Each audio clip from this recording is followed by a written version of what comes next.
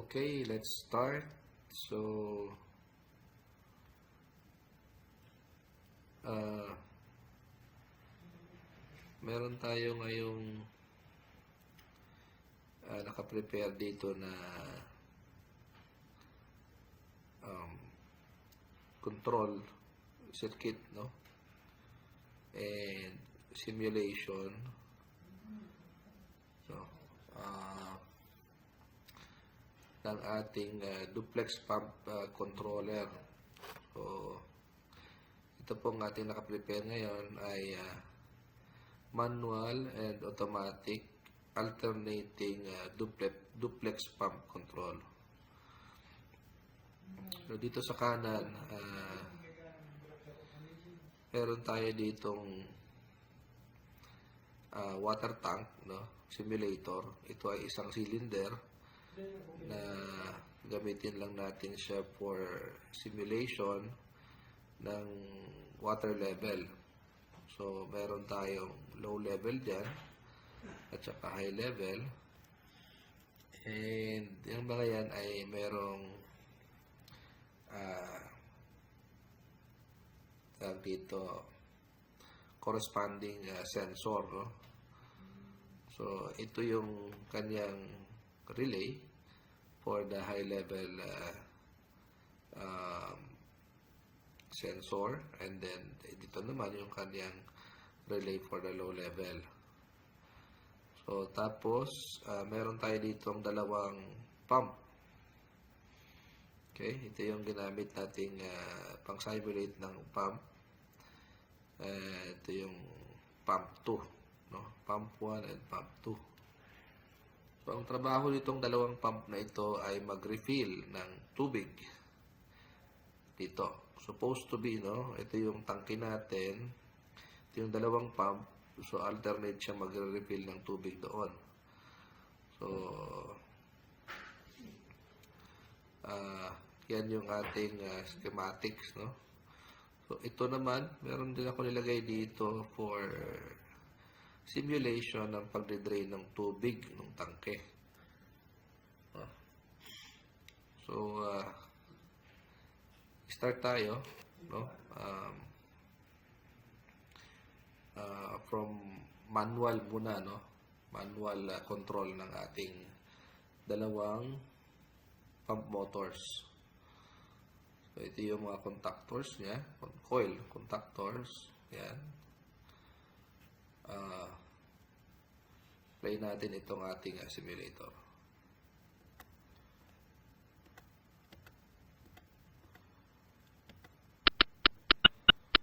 Okay, so katulad nung na-mention ko, no? Mag-start tayo sa manual muna. Okay, so dito meron tayong stop push button, pump 1 stop, and then pump 1 start, no? Ito yung ating coil para sa pump 1. Then dito sa baba meron tayong pump 2 stop button and pump 2 start button. Okay, so dito sa ating control meron din tayo ditong pang simulate.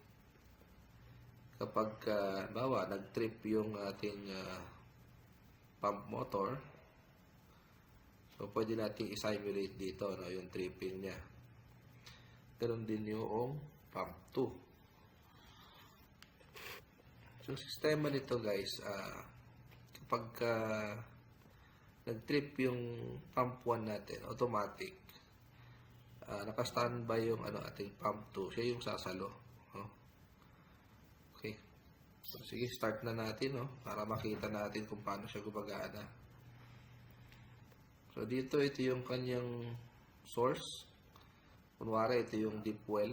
No? Yan siya ihigop. Tapos, ipapump ng ating motor papunta sa tangke. Okay? So, paanda rin natin to. Start natin. Teka, sarado ko muna yung ating drain. Okay. Mali. Ito pala. Ayan, nakasara pala siya ngayon. Bumukas pala kanina. Okay. So, initial status niya, nakasara. Start natin. Okay. So, makikita nyo dito, umaangat yung cylinder.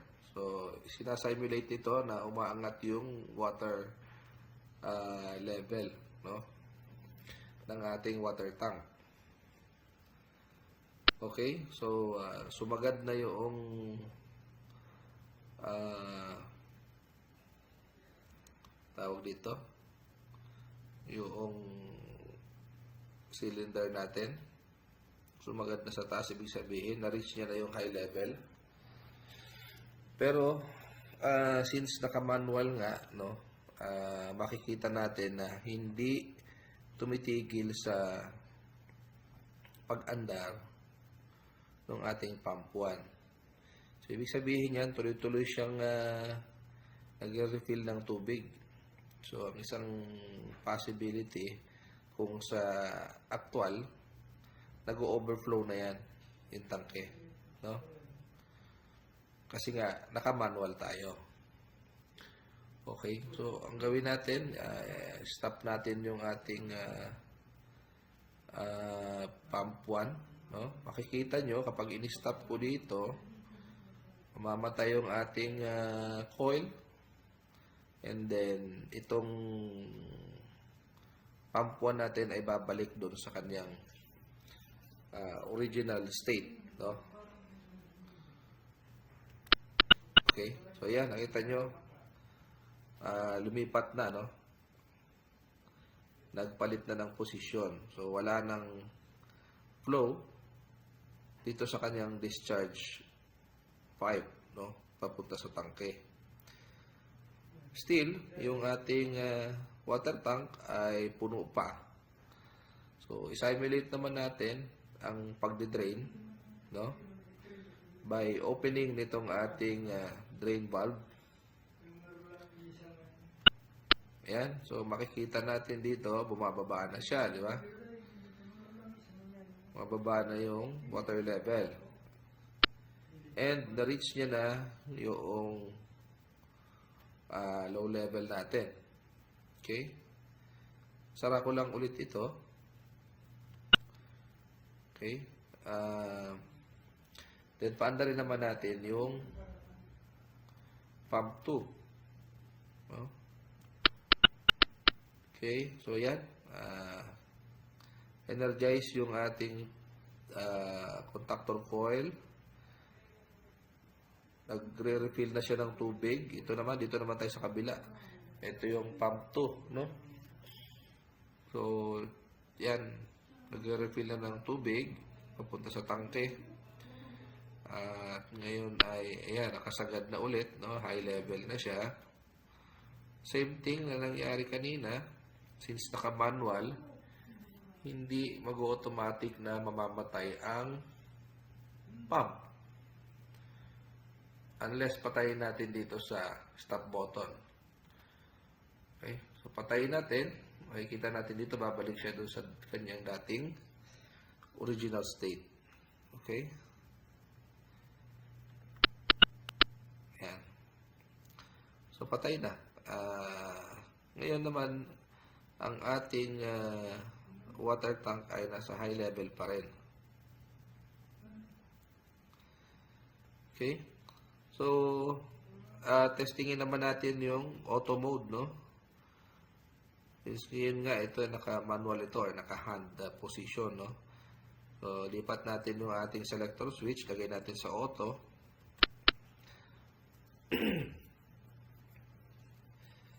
So, makikita nyo, dito sa control circuit, naka-energize yung ating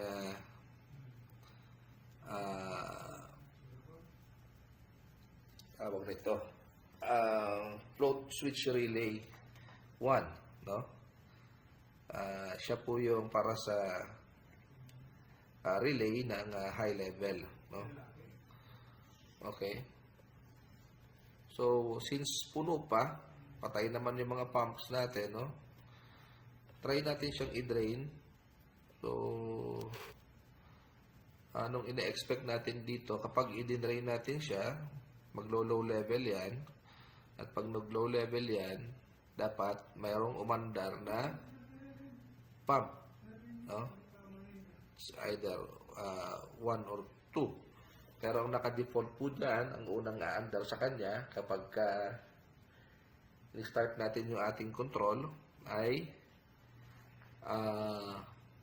itong ating pump 1, no? Okay, try natin. I-drain natin ng tubig hanggang sa mag-low level siya.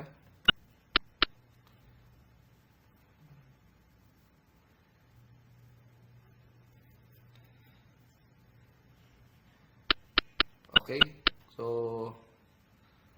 na-trigger yung kanyang low level switch, no?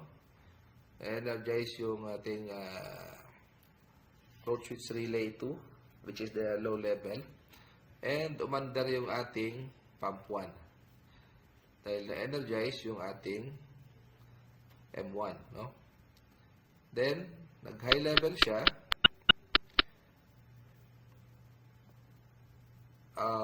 Namatay yung ating pump 1. So, nag-drain siya, no? Kasi, nakabukas yung ating drain valve. And then, automatic, nag-alternate na siya. Since tapos na yung pump 1 natin kanina, pump 2 naman ang umandar. Okay? Kaya pinatay ko yung valve. So, pag high level niya, i-stay siya dyan.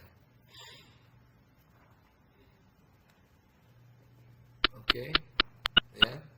And, namatay na yung pump 2. No? Nung siya ay nag-high level. Kasi, naka-auto mode na tayo. So, nag-high level, hindi nag-overflow. Dahil nung na-reach niya yung high level float switch, automatic pinatay niya yung pump. Okay? So, since ang huling umandar is si pump 2, kapag dinrain natin ng tangke, so, expected natin ang sunod na andar naman ay si pump 1 dahil nga alternating itong ating control, no? Try natin. Yan. So, nagdi-drain na siya.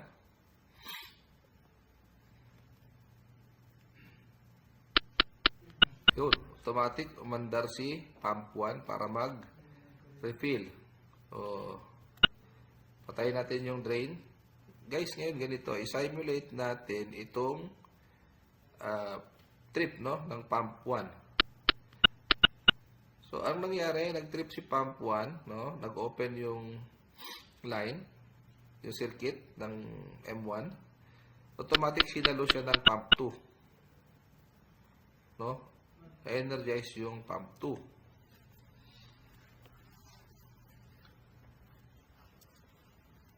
So, ganun yung ating control kapag mayroong isa na nag-trip. Automatic, sasalo po yung katandem niyang pump. And hanggat hindi na re-reset itong pump 1, ay paulit-ulit na pump 2 muna ang aandar. So, i-drain natin to. So, mapapansin natin pagka nag-low level siya, ito ulit pump 2 ang ma-energize. Okay. So, ayan, nag-refill na siya ulit. Patayin natin ulit ito. Pagdating niya sa high level, automatic, papatayin niya si pump 2. No? Dahil ma-de-energize itong ating M2.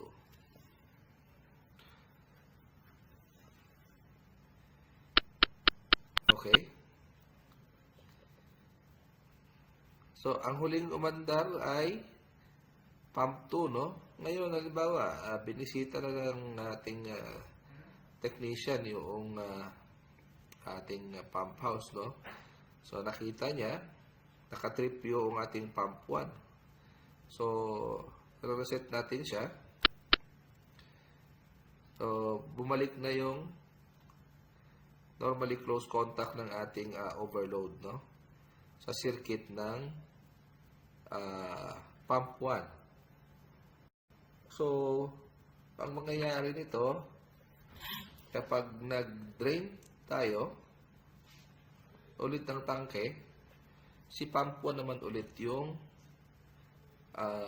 gagana.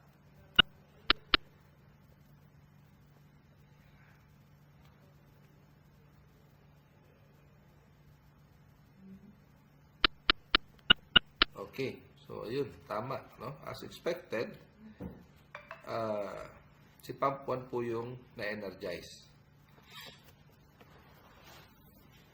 Okay, so yan po yung ating featured control ngayon. So, maraming salamat po sa panonood at hanggang sa muli. Thank you.